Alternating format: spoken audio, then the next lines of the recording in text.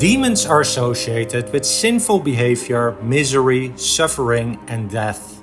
They have inspired some of the best artists in history to unleash their creativity, depicting them in ways ranging from human-like creatures to small horned creatures to the strangest animals you can imagine.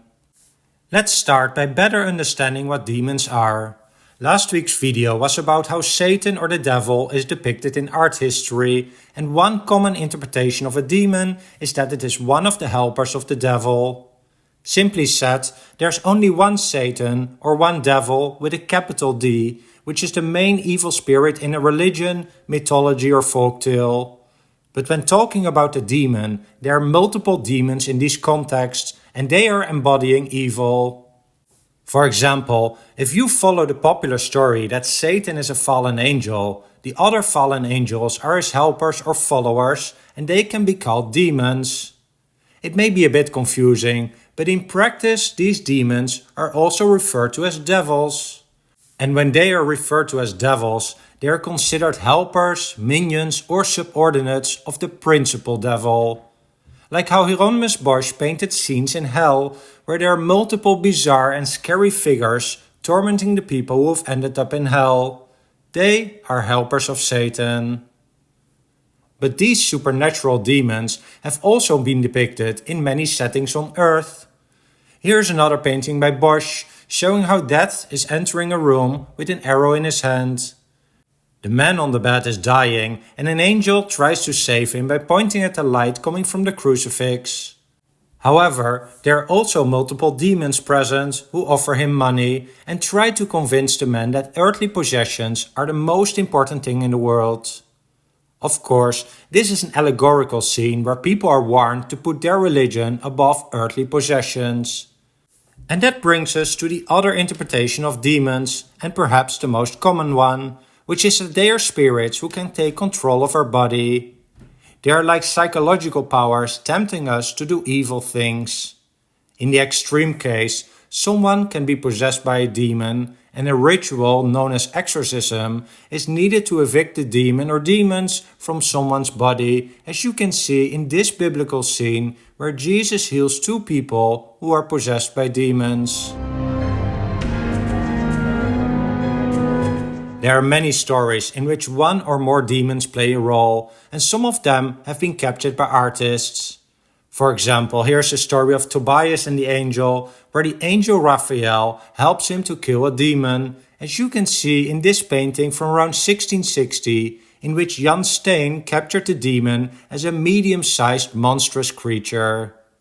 But arguably the most popular story in Western art history, in which demons are present, is the temptation of Saint Anthony, as described in the popular 13th century book The Golden Legend. Saint Anthony went to the desert, and there he is tempted by several demons, and as he ultimately resisted their temptations, he was later ordained a saint. This story has inspired many artists from the 15th till 17th centuries to paint the most bizarre creatures representing these demons. Here's, for example, a painting by a 12-year-old Michelangelo, showing how Saint Anthony is raised up into the air and is surrounded by demons. We can see quite a variety in how these demons look, with a lot of animalistic features.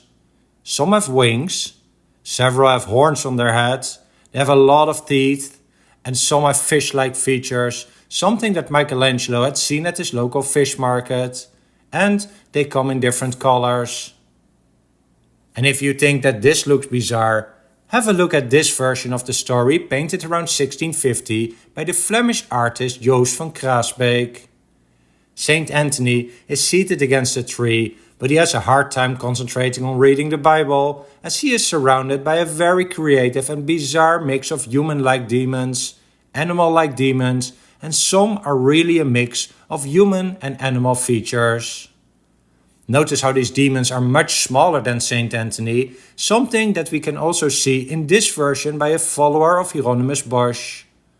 But demons have also frequently been depicted as human-sized, just like Satan is depicted, and often made up of a combination of animals and human features. And sometimes the demon can even be supersized, like a big monster. Another, perhaps lesser known story about a demon that has inspired several artists is a poem called Demon, written in the first half of the 19th century by the Russian romantic writer Mikhail Lermontov.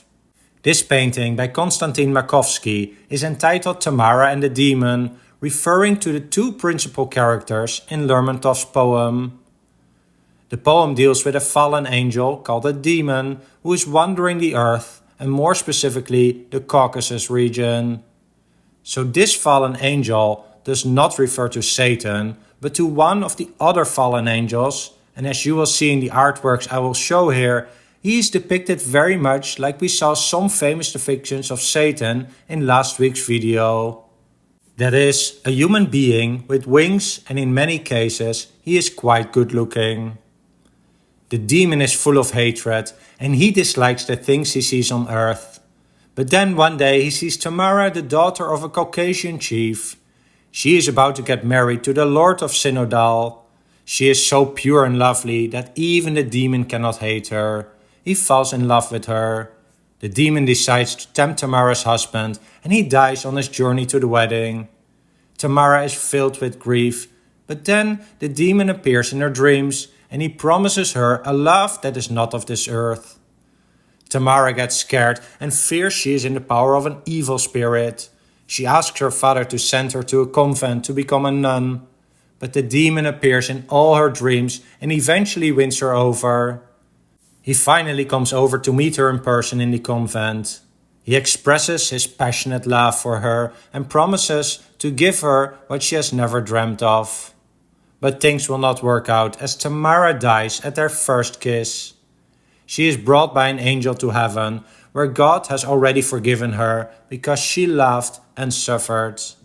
And the demon, he is left alone again, lonely and abandoned, without any love or hope. This was a very limited view of how demons have been depicted in art, focusing on Western art and a couple of particular stories. Demons exist in many religions, and here's an example of the four-armed Hindu goddess Kali slaying various demons. And here's another Indian painting showing a demon on the right escaping the palace. And the figure on the left is a Japanese depiction of a demon. When doing research for this video, I noticed that the concept of what a demon is very different across cultures and civilizations. And while a demon was a different concept to the Aboriginals than for the Egyptians and for the Chinese, the common element is that it refers to some evil behavior. There is a whole field of study called demonology with many different classifications of the different types of demons that exist. I hope to dive a bit deeper into the subject of demons in a future video, and I am curious to hear which artworks come to mind when thinking about demons. Well, I hope you enjoyed this video, and if you did, please hit the like and subscribe buttons. Thanks for watching.